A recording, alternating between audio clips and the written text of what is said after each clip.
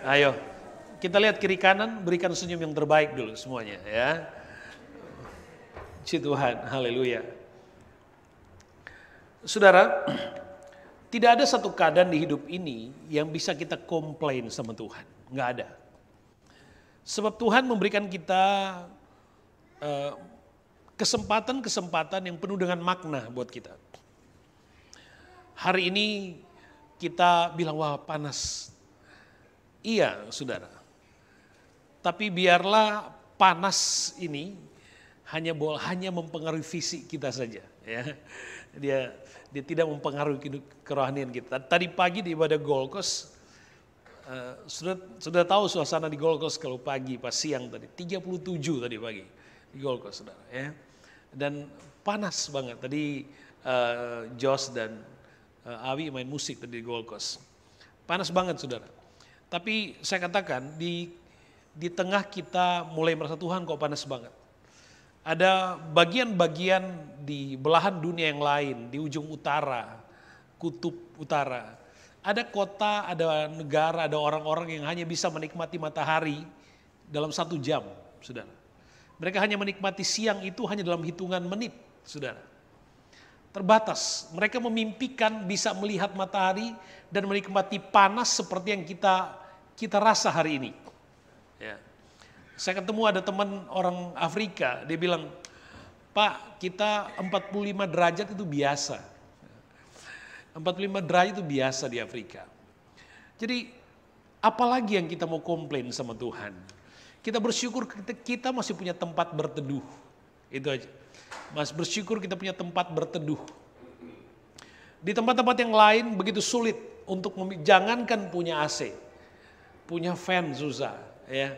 Jangankan punya fan, punya tempat untuk berteduh aja susahnya minta ampun. Berapa minggu yang lalu waktu saya ngajar online di salah satu Bible School di Indonesia, sementara saya teaching, saya lihat itu studentnya lagi kipas-kipas, ya. Saya tanya kenapa, mereka bilang panas om.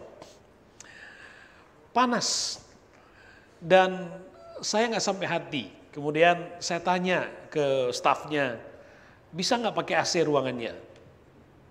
Ternyata gedungnya didesain ya seperti ruang sekolah kita tempo dulu. Pakai kaca nako gitu, ventilasinya banyak. Jadi nggak mungkin pakai AC. Jadi akhirnya kita belikan dengan program misi kita belikan kipas angin, 4 kipas angin di auditoriumnya besar. Itu mereka udah senengnya minta ampun saudara, ya senengnya minta ampun. Nah kita kipas ada, AC ada, nggak ada yang kita bisa komplain sama Tuhan. Ya biarlah hari-hari ini mengajar kita untuk tetap bersyukur sama Tuhan. Haleluya, tetap bersyukur sama Tuhan.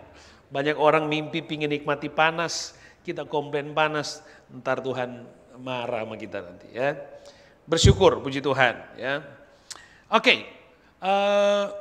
Selamat kepada teman-teman kita yang baru graduation. Tuhan memberkati, sukses terus ya. Senang sekali lihat anak-anak muda yang sukses. Mungkin ada beberapa yang nggak hadir hari ini, tapi selamat ya buat mereka yang baru menyelesaikan studi. Capailah cita-citamu setinggi langit. Selama mungkin bisa ada di Australia untuk lanjutkan studi dan berkarir tentu saja. Ya. Kita senang melihat anak-anak muda kita sukses dalam studi, ya, sukses dalam karir, dan sukses dalam keluarga, juga dalam pelayanan. Itu yang kita rindukan. Kita mau anak-anak muda kita dalam studi, ketika mereka studi, mereka bekerja, mereka tetap orang-orang atau pelayan-pelayan yang setia. Ya, dan selamat datang buat keluarga-keluarga yang mendampingi anak-anak bisa ada. Tuhan Yesus memberkati, ya, puji Tuhan. Oke, Christmas bagi kita, kira-kira itu tema global, tema general di semua gereja pada hari ini. Mari kita akan lihat itu saudara. Hari ini Christmas bagi kita dengan subtitlenya, subtemanya adalah bertumbuh dan berubah menjadi dewasa. Bertumbuh dan berubah menjadi dewasa. Mari saudara kita buka Alkitab kita terlebih dahulu dalam 1 Korintus 13 ayat 11. 1 Korintus 13 ayat 11. Saudara ikuti pembacaan. Ketika aku kanak-kanak, aku berkata-kata seperti kanak-kanak. Aku merasa seperti kanak-kanak, aku berpikir seperti kanak-kanak. Sekarang sesudah aku menjadi dewasa, aku meninggalkan sifat kanak-kanak itu. Rasul Paulus kepada jemaat di Korintus dia katakan ketika aku kanak-kanak aku merasa, aku berkata, aku berpikir seperti kanak-kanak. Sekarang setelah aku dewasa, aku tinggalkan merasa, berkata dan berpikir kekanak-kanakan. Saudara, kita mengawali tahun 2023 dengan sikap rohani, memilih tema Tuhan adalah gembalaku. Itu tema kita tahun 2023. Kita awali itu. Dan saya sudah menjelaskan kepada kita semua bahwa tentu waktu Tuhan menjadi gembala yang baik, maka kita tidak tinggal menjadi domba yang imut, kecil, manja, polos. Tidak. Tuhan mengembalakan domba-dombanya untuk menjadi dewasa, itu tujuannya. Tuhan menggembalakan domba-domba itu untuk bertumbuh secara natural sebagai domba yang sehat dan menjadi domba yang mature. Itu tujuannya. Sehingga pada konteks ini saya boleh dengan percaya diri untuk berkata kepada saudara, seharusnya dan kita awal tahun 2023 dan ada di ujung 2023 ini ada perubahan yang besar.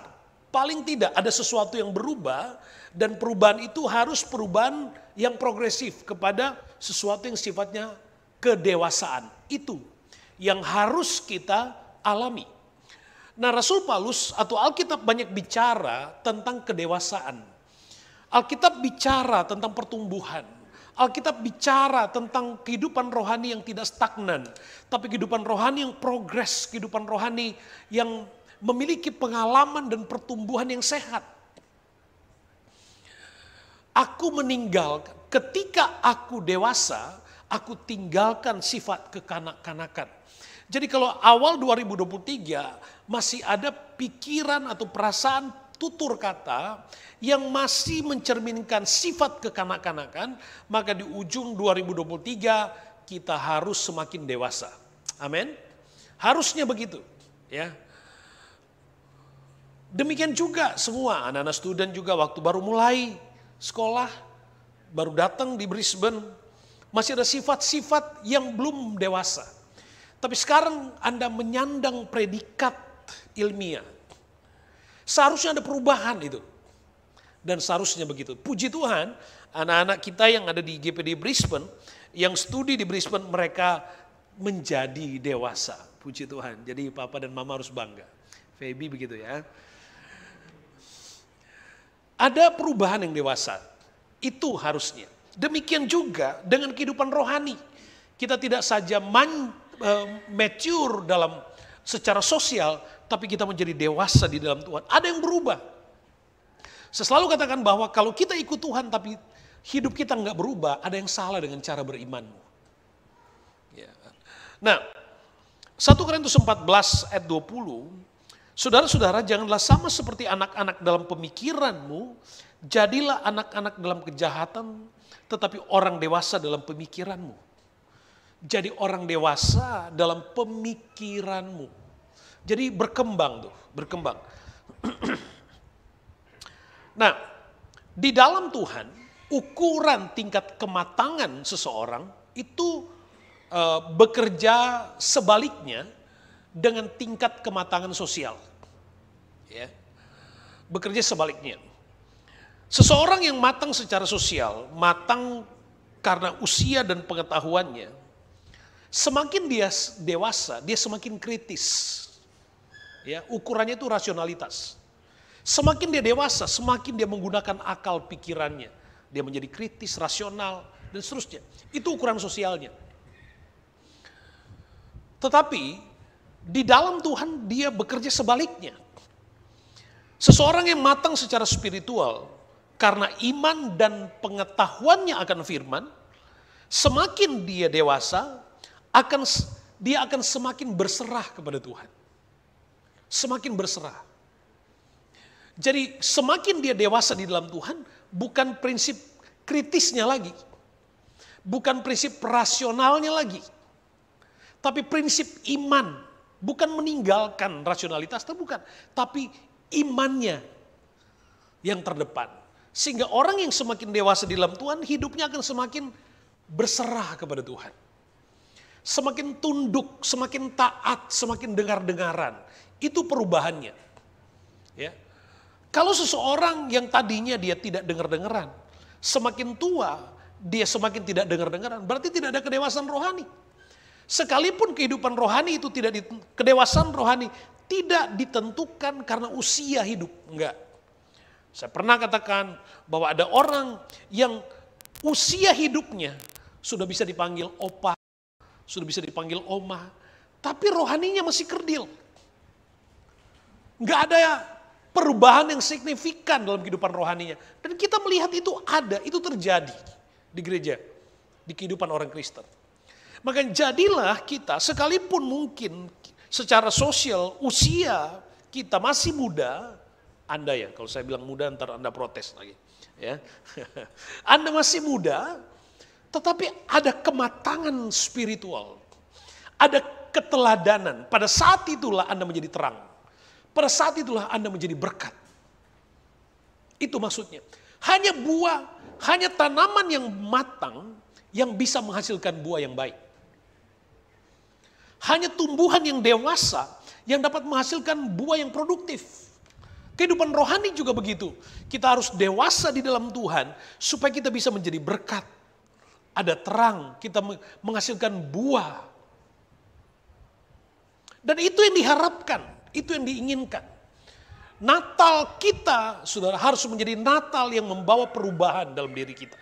Itu makna Natal 2023. Tema besar kita di Natal 2023 adalah kesukaan besar.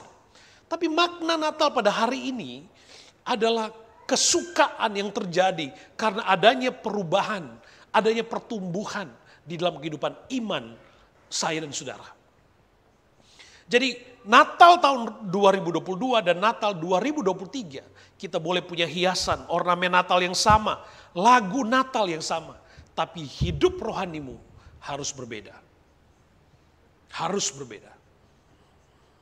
Saya perhatikan ada orang yang senang nyanyi lagu Natal karena dia senang nyanyi, backgroundnya nyanyi, bagus. Ya, tapi lagu pujian Natal di samping itu tidak memberi perubahan, tidak membawa perubahan. Saya senang ibadah tadi pagi. Tentu saya juga senang ibadah sore hari ini. Tapi ibadah tadi pagi, ibadah hanya musiknya akustik aja. Cuman Josh main bass, Awi main gitar. Tapi saya menikmati hadirat Tuhan. Karena kehidupan rohani kita, suasana menikmati hadirat Tuhan, tidak ditentukan karena seberapa komplitnya infrastruktur dalam ibadah itu tersedia. Tapi sejauh mana hati kita ini bertumbuh kepada kematangan rohani. Supaya kita benar-benar boleh merasakan hadirat Tuhan dalam diri kita. Nah, seseorang dalam pertumbuhan imannya sadar bahwa Tuhan itu adalah Allah pencipta. Orang yang bertumbuh dalam imannya adalah orang yang sadar bahwa Allah itu berkuasa. Orang yang sadar bahwa Tuhan itu adalah juru selamat. Tidak ada nama lain di dunia ini selain nama Yesus yang dapat mendatangkan keselamatan. Kita datang pada peristiwa kelahiran Yesus. Kelahiran Yesus adalah peristiwa yang tidak biasa. Kelahiran Yesus adalah peristiwa yang tidak biasa. Makanya itu disebut kabar gembira. Peristiwa yang tidak biasa. Dan kelahiran Yesus diawali dengan berita gembira kepada seorang perempuan muda yang kitab Yesaya pasal 7 ayat 14. Ya. Bahasa Indonesia menggunakan kata, sebab itu Tuhan sendirilah yang memberikan kepadamu suatu pertanda. Sesungguhnya seorang perempuan muda mengandung dan akan melahirkan seorang anak laki-laki dan ia akan menamakan dia Immanuel. Di terjemahan bahasa Inggris menggunakan kata virgin, bukan sekedar perempuan muda, tapi seorang perawan. Dan malaikat Tuhan dalam pembacaan kita nanti dalam Injil Lukas pasal yang pertama, datang malaikat Jibril datang ke Nazaret, ke Galilea. Datang kepada perempuan muda, dan pada saat itu kira-kira usia Maria 14 tahun. Baru 14 tahun.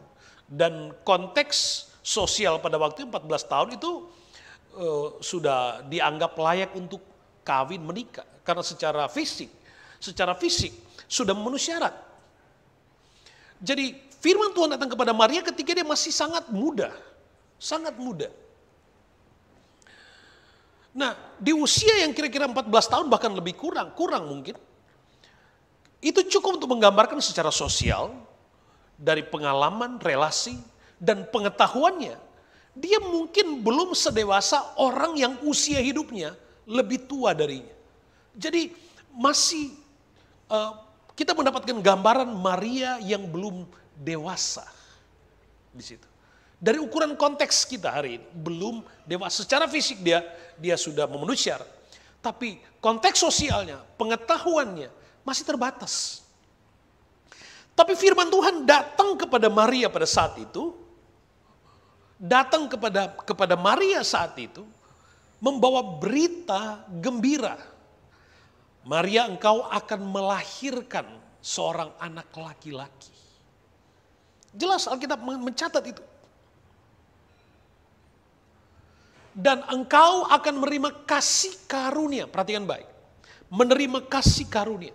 Maria yang belum cukup dewasa, ya, tapi dia menerima kasih karunia. Dia dilayakkan oleh Tuhan untuk menerima, mengalami sebuah pengalaman besar di dalam hidupnya untuk seluruh dunia. Bagi kita Maria adalah perempuan biasa yang sama dengan kita. Sama, Maria sama dengan kita. Tapi dia menjadi perempuan yang dipilih oleh Tuhan. Kenapa? Karena dia menjadi perempuan, seorang wanita, seorang perawan yang menerima kasih karunia. Ini yang penting. Kasih karunia. Kita boleh bilang, kenapa Maria? Dengan konteks yang belum matang, dengan keterbatasan dan lain-lain. Tapi perhatikan baik, ia menerima kasih karunia. Kasih karunia inilah yang membuat dia lengkap secara paripurna untuk mengalami berkat rohani, untuk mengalami kepercayaan sorga, untuk melalui dirinya Maria. Dia kemudian akan mengandung Yesus. Bukan karena Maria, dia datang dari latar belakang keturunan Daud, sama Maria dan Yusuf. Tetapi yang membuat dia sangat memenuhi syarat itu karena kasih karunia.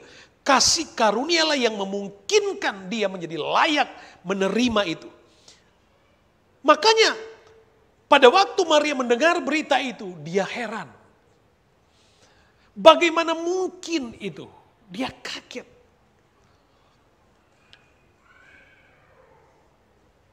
Wajar saja. Tetapi Alkitab berkata, engkau menerima kasih karunia.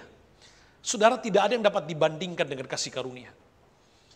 Kasih karunia itu adalah puncak dari proyek Allah yang besar yang diberikan Allah kepada manusia. Kasih karunia atau grace. Grace artinya kita menerima apa yang sebenarnya kita tidak layak terima. Itu grace. Kita menerima apa yang seharusnya kita tidak layak terima. Konteks grace itu ada di kayu salib.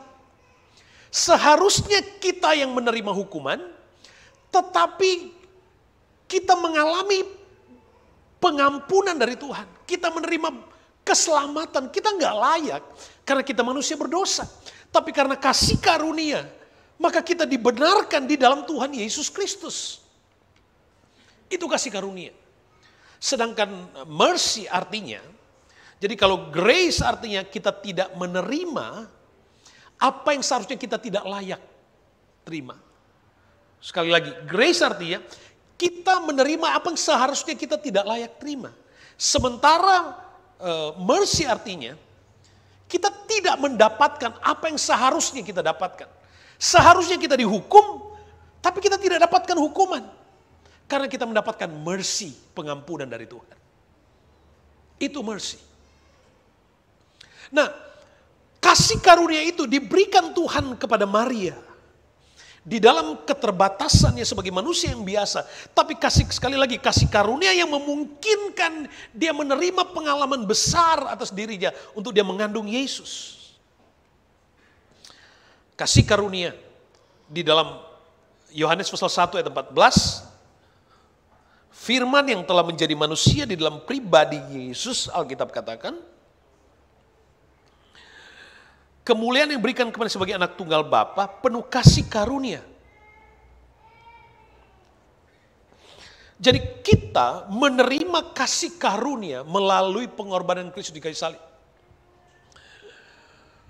Dan kasih karunia yang powerful itu yang diterima oleh Maria. Coba kita bandingkan dengan peristiwa di zaman Nuh, Kejadian pasal 6 ayat ke-8. Di zaman Nuh, Alkitab menceritakan bahwa ada satu masa dunia ini diliputi dengan air bah selama 40 hari. Dan bukti-bukti fisiknya masih didapati sampai hari ini. Para arkeolog menemukan ada bukti-bukti binatang-binatang laut yang ditemukan di puncak-puncak gunung, di goa-goa.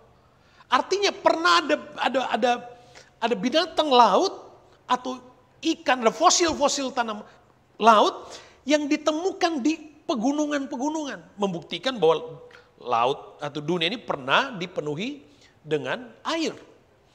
Dan itulah hukuman bagi dunia dan yang hidup dari sekian manusia yang sudah hidup di zaman Nuh. Alkitab katakan begini, tetapi Nuh mendapat kasih karunia di mata Tuhan. But Noah found grace in the eyes of the Lord. Grace in the eyes of the Lord. Sudah bayangkan, semua penduduk populasi dunia saat itu, semua dihukum Tuhan. Waktu itu sepasang binatang lebih berharga dari sekian banyak manusia yang hidup pada waktu itu. Dan dihukum Tuhan. Hanya Nuh dan keluarganya yang diselamatkan. Itu kasih karunia, pilihan Allah. Itu kasih karunia yang diberikan Allah kepada Noah untuk menyelamatkan manusia. Supaya lahir generasi-generasi sampai di generasi kita. Kita ada karena kasih karunia. Kita mengalami kasih karunia Allah. Kalau Tuhan memberikan kasih karunia untuk Nuh hidup dibandingkan dengan populasi penduduk dunia yang begitu banyak saat itu. Allah menghukum yang lain. Tapi Noah mendapatkan kasih karunia. Jadi sepowerful itu janji keselamatan, kekuatan kasih karunia yang diterima oleh Maria. Engkau menerima kasih karunia. Jadi pada konteks ini bukan lagi Maria yang masih muda, bukan lagi. Tapi karena kasih karunia yang diterima. Kita bisa datang ibadah hari ini bukan karena background kita Kristen. Iya, itu juga salah satu ikatan. Tapi yang melengkapi kita untuk bisa ibadah hari ini karena kasih karunia Allah. Tuhan yang buat Anda tadi di rumah kemarin memutuskan untuk saya besok akan ke gereja di tengah begitu banyak pilihan. Anda boleh berkata, iya karena saya tanggung jawab pelayanan. Itu soal lain. Ada banyak orang yang punya tanggung jawab pelayanan tapi dia abai untuk datang ke gereja. Tapi Anda membuat keputusan untuk datang beribadah, melayani Tuhan. Itu kasih karunia. Bukan karena Anda keren. Bukan gerejanya keren, bukan. Tapi kasih karunia yang bekerja di dalam diri kita oleh Yesus Kristus. Yang lahir di hati kita. Sehingga kita masih boleh datang, kita menyembah. Panas loh ini. Anak-anak muda berani naik bus. Naik bus tadi itu pakai Uber atau apa tuh? Atau apa mobil-mobil yang disewa yang luxury itu apa itu? Lupa sampai saya. Anyway, naik bus, panas, datang beribadah. Kalau bukan karena kasih karunia Allah di hidup mereka, nggak mungkin mereka datang. Jadi hidup kita ini sepenuhnya karena kasih karunia. Tidak berlebihan kalau Alkitab katakan kita ini diselamatkan karena kasih karunia. Nah itu tentang Maria. Jadi sekali lagi, pada konteks tadi kita mau katakan Maria dengan latar belakang sosial, pengalaman, kita bisa sebut dia masih belum begitu dewasa. Nah saudara, kita lompat pada pembacaan Lukas pasal 1 ayat 26. Injil Lukas pasal 1 ayat 26. Kita lihat di sana, saudara boleh ikuti pembacaannya. Ya, saudara ikuti. Saya cerita aja, saudara baca sendiri ya. Ayat 28 sampai ayat yang ke-38 ya. Ayat yang ke-26 sampai 38 panjang ya. Nah, diceritakan pada bulan yang ke-6 malaikat Jibril diperintahkan Tuhan, disuruh Tuhan datang kepada seorang perawan muda, Alkitab katakan. Dan dikatakan bahwa malaikat itu berkata kepada Maria, "Salam hai engkau yang dikaruniai Tuhan. Engkau menerima kasih karunia." Dan ayat 29, waktu dengar itu, Maria terkejut mendengar perkataan itu. Lalu bertanya dalam hati, apa arti salam ini? Kata malaikat, jangan takut, sebab engkau beroleh kasih karunia di hadapan Allah. Sesungguhnya engkau akan mengandung, akan melahirkan seorang anak laki-laki, dan engkau akan menamakan dia Yesus. Maria kaget, apa ini? Apa ini? Tapi malaikat Tuhan kata, gak usah takut. Engkau menerima kasih karunia, engkau akan mengandung, engkau akan melahirkan seorang anak laki-laki, dan engkau akan menamakan dia Yesus, karena dia akan menyelamatkan umat manusia dari dosa. Dan dikatakan, saudara, kalau kita melihat bagaimana Maria kaget, bagaimana Maria terkejut dan bertanya dalam hati, apa arti salam ini? Ini pun cukup untuk menceritakan Maria belum cukup punya pengalaman dengan Tuhan. Jadi masih sesuatu yang mengagetkan. Bahkan ketika dikatakan engkau akan mengandung, dia bertanya, bagaimana mungkin ini dapat terjadi? Bagaimana mungkin ini dapat terjadi sedangkan saya ini belum menikah? Saudara yang kekasih di dalam Tuhan Yesus Kristus, saya mau katakan begini, bahwa dalam ukuran sosialnya, Maria yang belum punya banyak pengalaman, belum cukup dikatakan dewasa dibandingkan dengan perempuan-perempuan lain di zaman itu sebuah proses yang normal, masih normatif banget masih. Ya, artinya kalau dia belum mengerti banyak, itu biasa, karena dia masih muda, Dia belum cukup memahami konteks yang paripurna dari kelahiran Kristus. Apalagi dia masih muda. Makanya Tuhan katakan, enggak usah takut. Sebab engkau menerima kasih karunia. Engkau menerima kasih karunia. Saya katakan tadi, bahwa kehidupan rohani seseorang tidak ditentukan karena usia hidupnya. Ada orang yang datang kepada Tuhan ketika usia hidupnya sudah dewasa banget. Sudah tua bahkan. Nah saudara yang kekasih dalam Tuhan, ketika seseorang baru kenal Tuhan, baru datang kepada Tuhan, ketika seseorang baru belajar untuk mengenal Tuhan, baru cinta pertama sama Tuhan, seseorang baru ingin dekat sama Tuhan, coba mundur ke belakang. Ada banyak pertanyaan-pertanyaan yang muncul dalam pikiran kita. Ada banyak pertanyaan-pertanyaan, masa iya sih? Masa Tuhan kayak gitu? Masa pelayanan seperti, masa Alkitab bilang begitu? Ada pertanyaan-pertanyaan besar yang muncul di pikiran kita. Karena waktu kita belum dewasa. Belum banyak pengetahuan. Itu masih normal. Gak apa-apa. Di gereja itu ada orang yang masih bayi rohaninya. Ada orang yang sudah dewasa rohaninya. Ada orang yang baru kenal Tuhan. Kenal Tuhan dan banyak bertanya nggak apa-apa. Makanya Tuhan tahu situasi emosional dan intelektual dari Maria. Makanya Tuhan bilang jangan takut. Jangan takut. Jangan takut. Roh Kudus akan turun ke atas kamu. Di sini pentingnya. Seseorang yang baru kenal Tuhan.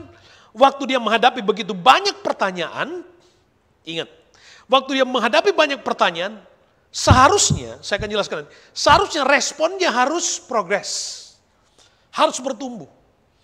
Pada konteks respon yang positif ini, Tuhan katakan nggak usah takut. Roh Kudus akan menaungi. Yohanes pasal 14 jelas katakan, Roh Kudus akan mengajar kamu tentang segala sesuatu.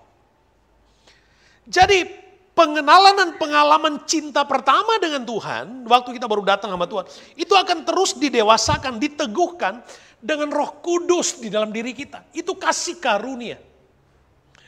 Kita tidak mungkin dewasa dengan sendirinya karena pikiran kita. Kepinteran kita tidak akan membuat kita dewasa secara rohani. No, nggak ada hubungannya. Yang membuat kita dewasa adalah kasih karunia Allah, di mana Dia memanifestasikan dirinya di dalam diri kita oleh karya Roh Kudus di dalam diri kita, yang akan membuat kita bertumbuh, mengerti. Kalau pikiran ini banyak kali nggak ngerti, tapi kalau kita belajar progres dalam Tuhan, Roh Kudus akan beri kita pengertian. Yang penting jangan mundur. Jangan tinggalkan Tuhan. Kalau ada sesuatu yang Anda nggak ngerti dalam Tuhan, jangan tinggalkan Tuhan. Cara terbaik untuk Anda semakin mengerti apa yang Anda nggak tahu sebelumnya di dalam Tuhan adalah dengan maju terus di dalam Tuhan. Itu pembelajaran terbaik. Waktu Anda tidak ngerti kenapa Tuhan, maju terus. Cara terbaik untuk Anda menerima jawaban adalah dengan Anda terus bertumbuh di dalam Tuhan. Roh Kudus akan menaungi. Maria ada pada pengalaman ini. Banyak orang Kristen, adalah, kalau banyak takut Anda tersinggung. Ada orang Kristen yang dia berdoa sama Tuhan. Dia berdoa, Tuhan, saya bergumul ini, Tuhan. Tetapi dia menolak, dia berdoa, imannya berkata, aku percaya kepada Tuhan. Imannya berkata, aku berdoa kepada Tuhan. Karena semua orang melakukan itu. Orang tua saya melakukan itu. Saya diajar untuk itu. Tetapi dia menolak proses Tuhan di dalam dirinya. Sebab dia hanya mengakui dan menerima kalau jawaban itu berproses sesuai dengan akalnya. Kalau sesuai dengan akalnya baru dia terima. Kalau enggak dia menolak. Dengar baik. Kalau kehidupan rohanimu belum bisa hanya bertumbuh dari cara yang seperti ini, berarti kehidupan rohani belum dewasa. Orang Kristen, perhatikan, ada orang Kristen yang berdoa, dia serahkan Tuhan, aku punya masalah nih Tuhan. Aku baru saja punya persoalan di pekerjaan, punya persoalan dengan teman dekat, punya persoalan di sekolah, punya macam-macam. Dia datang pada Tuhan, dia berdoa, Tuhan ku serahkan kekhawatiran dan persoalanku. Tapi begitu amin, dia ambil lagi. Masih hidup dalam ketakutan dan kekhawatiran. Dia sudah berdoa sungguh-sungguh, Tuhan tolong, aku percaya Tuhan sanggup. Aku percaya Tuhan, amin. Dia mulai khawatir. Dia mulai berpikir, bagaimana caranya ya? Bagaimana caranya? Itu orang yang berdoa tapi menolak proses Tuhan. Makanya cara terbaik untuk mengerti Tuhan menjawab doa kita adalah terus maju. Terus bertumbuh, semakin dewasa.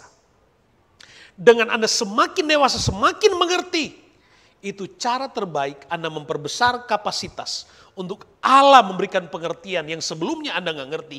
Tapi Roh Kudus memanifestasikan dalam pikiranmu. Sehingga semakin dewasa, semakin Anda terbuka dan wow dengan pengetahuan firman. Itu Tuhan. Banyak orang bertanya, bagaimana mungkin? Tapi dia nggak pernah punya keinginan untuk bertumbuh. Orang yang dewasa adalah orang berdoa kepada Tuhan dan dia enjoy dengan imannya. Sudah berdoa, sudah enjoy aja. Jangan jadi orang Kristen yang hidup dalam tekanan. Kita dipanggil Tuhan untuk hidup dengan iman. Supaya kita tidak diintimidasi dengan hidup dunia ini. Itu maksud. Kita jadi orang Kristen, jadi orang percaya supaya kita bisa enjoy.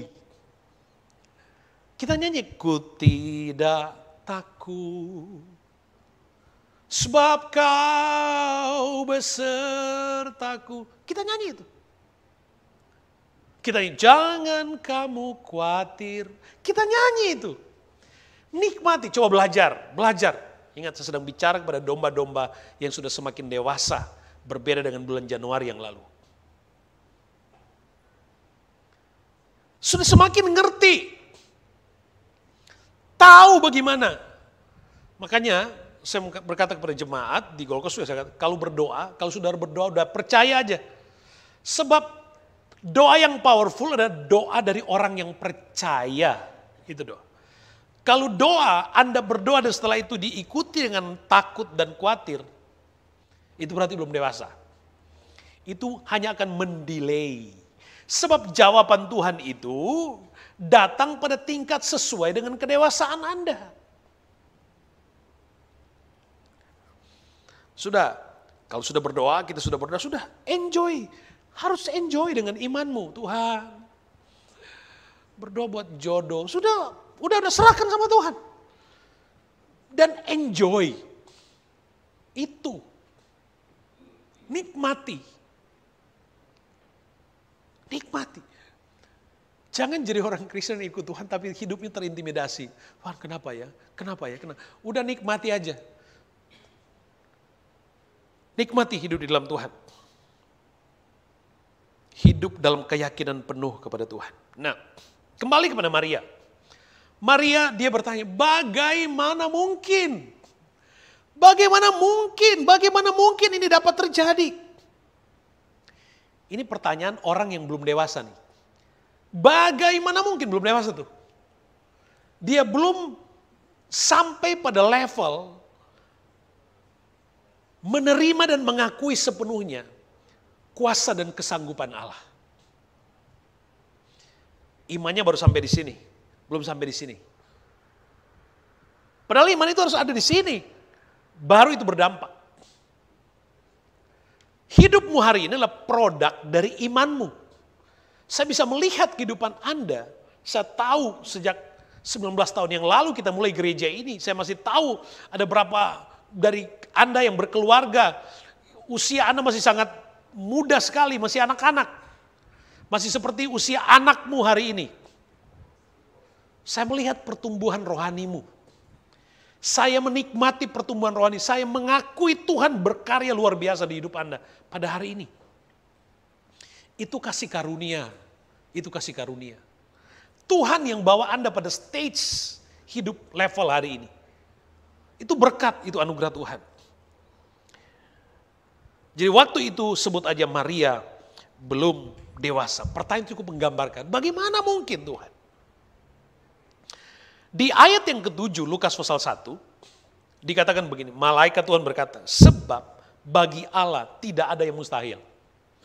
Kita paling senang ini ayat, ya kan? Kalau kita udah nggak tahu ngapa-ngapain, sudah coba ini, kita selalu bilang, aku percaya Tuhan tidak ada yang mustahil bagi Tuhan. Banyak kali waktu kita klaim ayat ini, kita udah berikan sisanya sama Tuhan. Kenapa? Karena potensi terbaik dari pikiran dan rasa kita sudah alihkan ke hal yang lain. Baru sebentar nggak bisa apa-apa lagi bagi Tuhan. Aku percaya tidak mustahil bagimu. Tapi potensi terbaik di pikiran dan hati kita sebelumnya, kita berikan, kita persembahkan untuk hal-hal logis yang coba kita buat untuk menolong diri kita sendiri. Nanti kalau nggak bisa apa-apa, baru aku percaya tidak ada satu mustahil bagimu Tuhan. Mungkin di antara Anda akan berkata, iya kan Om, kan Alkitab mengajarkan. Tuhan juga, Yesus sendiri berkata, marilah kepadaku hai kamu yang letih lesu dan beban berat, aku akan berikan kelegaan. Marilah kepadaku hai kamu yang letih lesu bukan berarti berikan sisa sama Tuhan, bukan.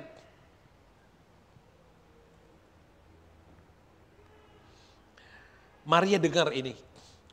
Maria bilang, bagaimana mungkin itu dapat terjadi? Tapi Maria, ketika dia belum dewasa, dia menerima kasih karunia. Kasih karunia yang memampukannya bertumbuh dewasa. Kasih karunia yang membuat dia sanggup bertumbuh. Memberi dia pengertian. Roh Kudus menaungi. Sehingga dia mengandung Yesus. Saudara gak main-main apa yang dihadapi oleh Maria waktu itu.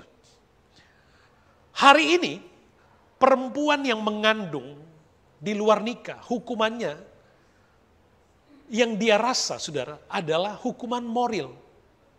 Hukuman moral. Paling-paling orang mencibir.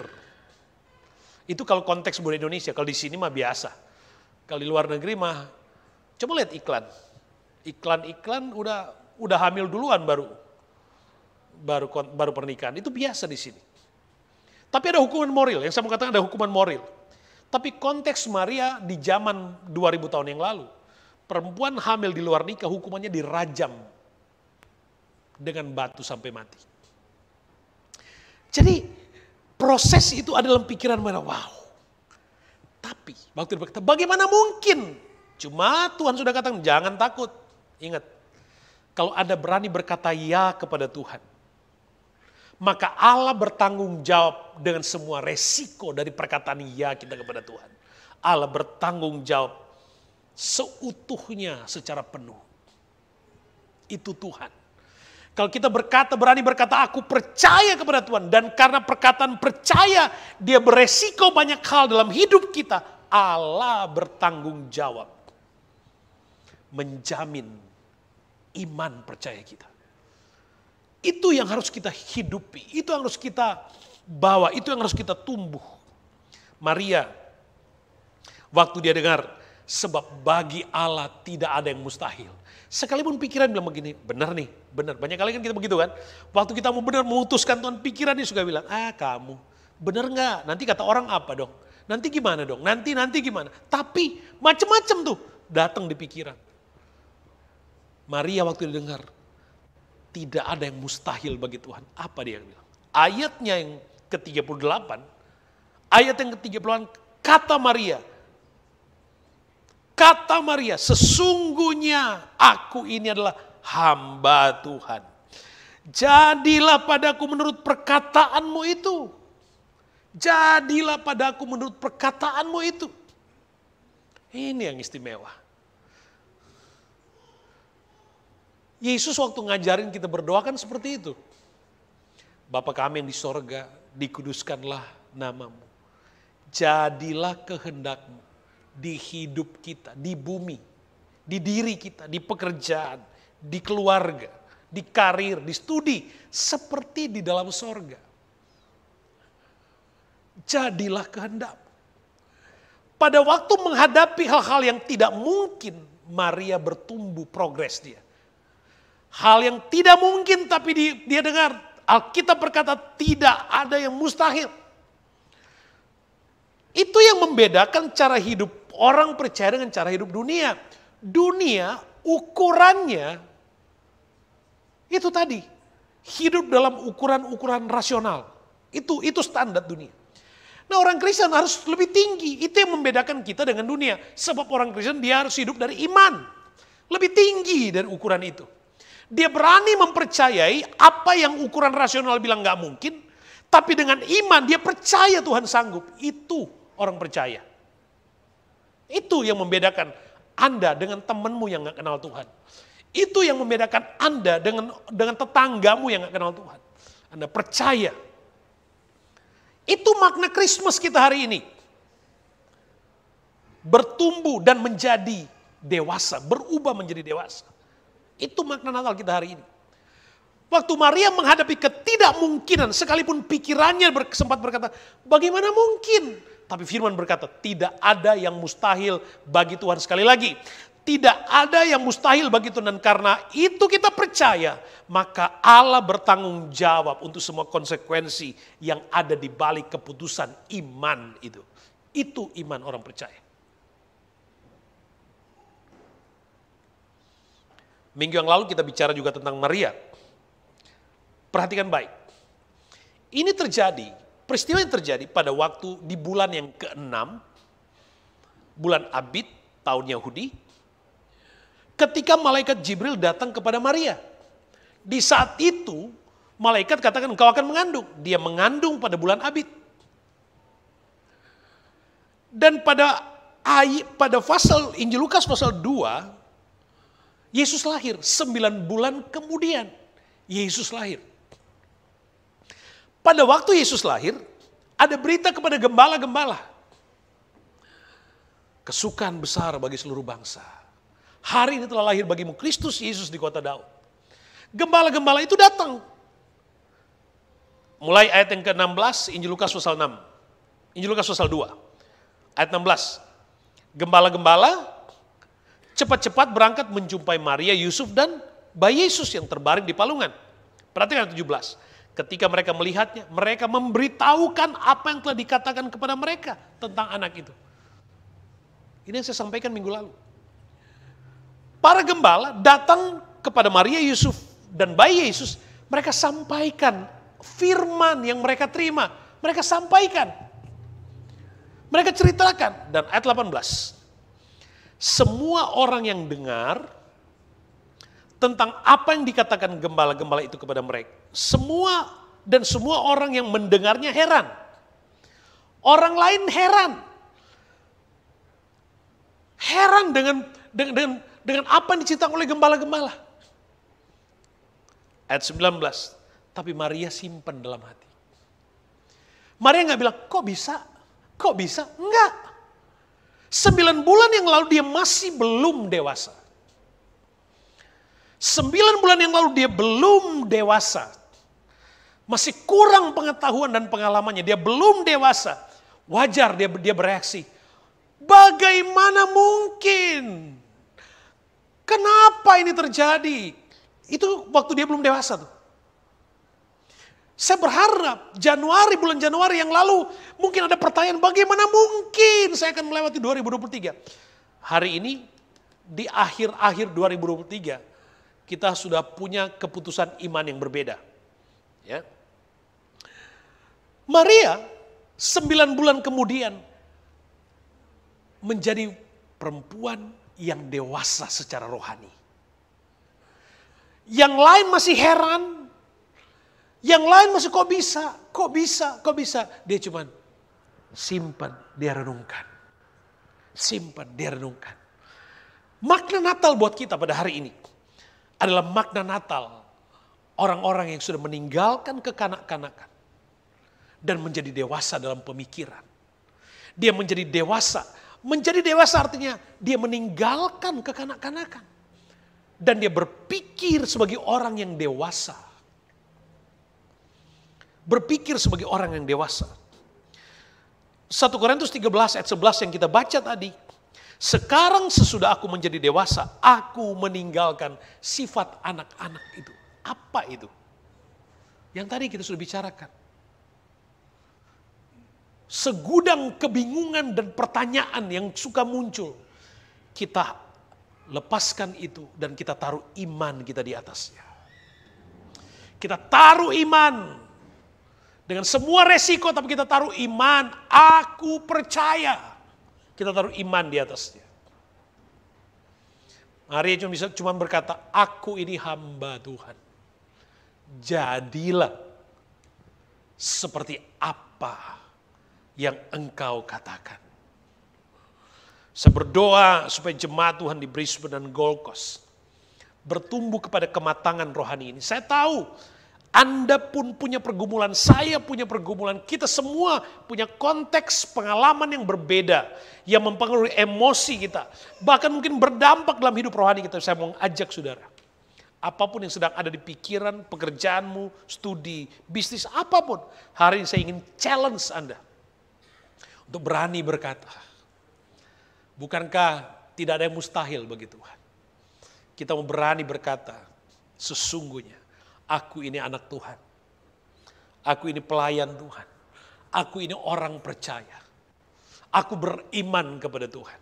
Di hari Natal 2023 ini, aku memilih untuk jadilah kehendakmu dalam hidup saya. Tuhan Yesus berkati. Merry Christmas untuk kita semua. Kita bangkit berdiri bersama. Haleluya, puji Tuhan.